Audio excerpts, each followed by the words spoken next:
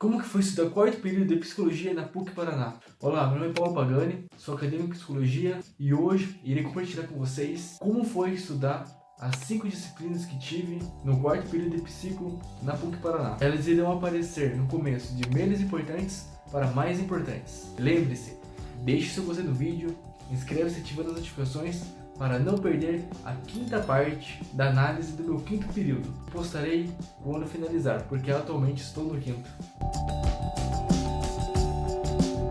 Primeira disciplina, desigualdades e diversidade sob o enfoque da psicologia. Essa disciplina tem como objetivo de deixar os estudantes aptos a analisar conceitos de saúde mental de maneira neutra, sem discriminação e apoio aos direitos humanos. Nela, a gente viu vários movimentos sociais, a história por trás deles, como movimentos igualdade social e racial, movimentos feministas e também o professor abrangeu bastante os termos de gênero e de sexualidade. Pontos positivos dessa disciplina.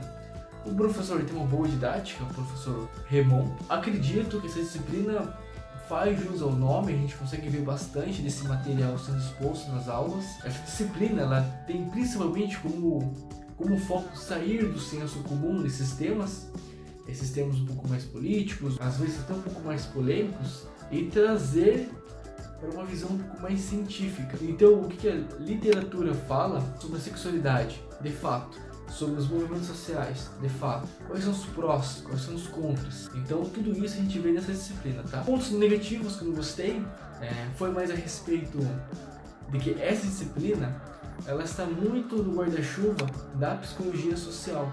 Então, na minha concepção, essa disciplina poderia ser integrada na psicologia social, que falarei dela a seguir. Segundo ponto positivo, no finalzinho do semestre houve muita postergação dos trabalhos avaliativos e confusão nas notas também, na metodologia avaliativa. Então, o grupo do WhatsApp lá da minha turma, ficou pipocando ali, ninguém sabia o que fazer, basicamente, estava todo mundo meio perdido e preocupado, porque essa disciplina foi extremamente fácil ao decorrer do semestre inteiro. Mas no último momento encontramos essa dificuldade aí nos métodos avaliativos.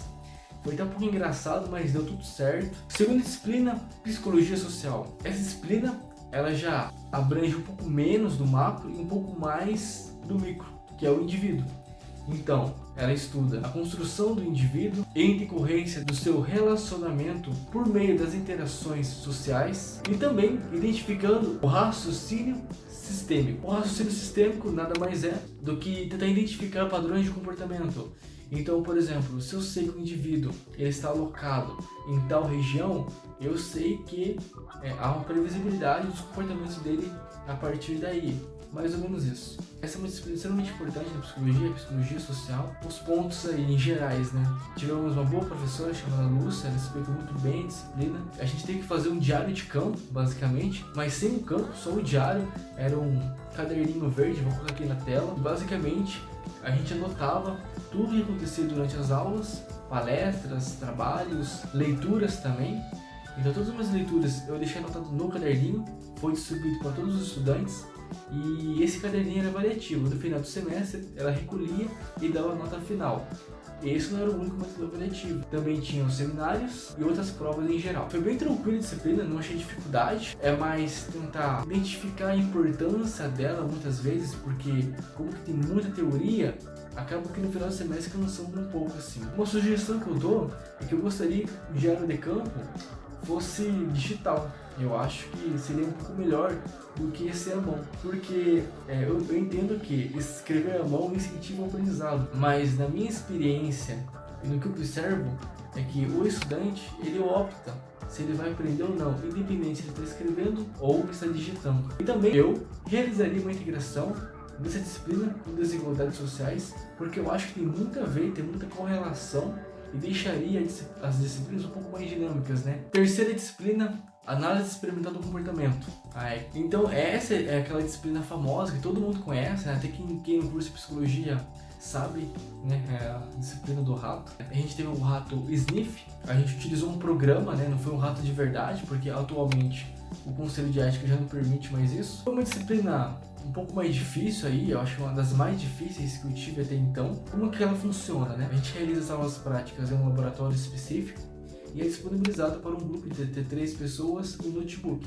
A gente dá o nome pro rato, nosso foi o Pistache, e cada integrante do grupo tem uma função. Então, o primeiro integrante tem a função de analisar e observar os comportamentos do rato. O segundo integrante tem a função de anotar o que o observador vai falar para anotar. Então, cada movimento, cada reforçador, cada estímulo, o segundo estudante vai lá e vai anotar.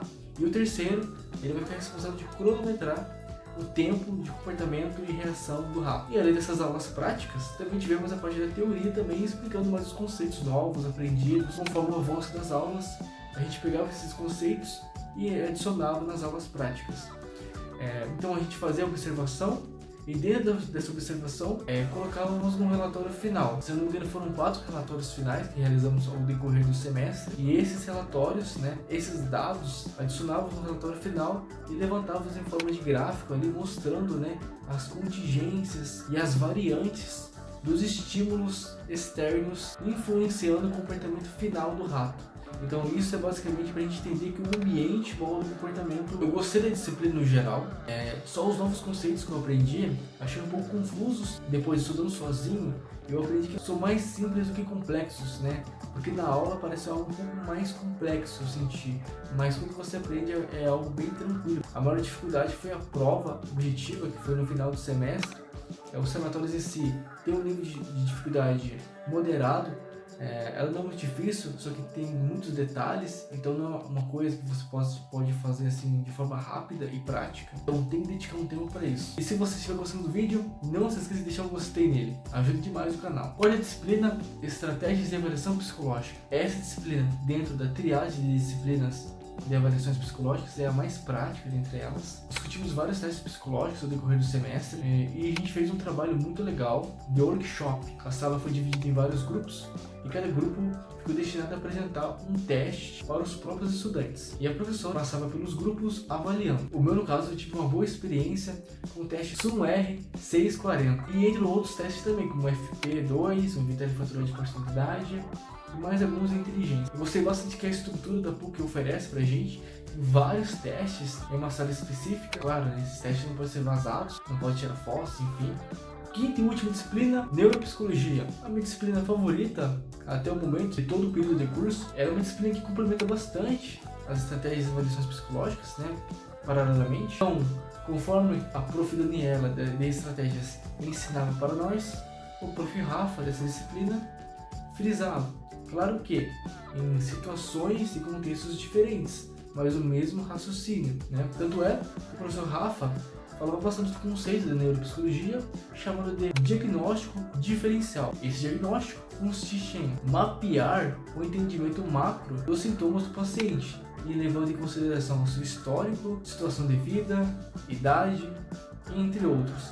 Um exemplo que ele deu foi na época da pandemia. Crianças nascidas na época da pandemia apresentavam um tipo de comportamento X. E isso o psicólogo tem que saber para fazer sua análise final de um laudo. Como tem neuro no nome, eu vou diferenciar de algumas outras disciplinas que a gente viu. Primeiro, neuroanatomofisiologia. A neuroanátomo ela tem como principal função de fazer você identificar o local onde estão as estruturas e as suas funções. E aí a neurociências, a gente viu bastante os conceitos cognitivos, a história da neurociência propriamente, e os autores da neurociência, como Alexandre Luria, por exemplo. Já na neuropsicologia, integrar essas informações com um olhar clínico resultando no comportamento.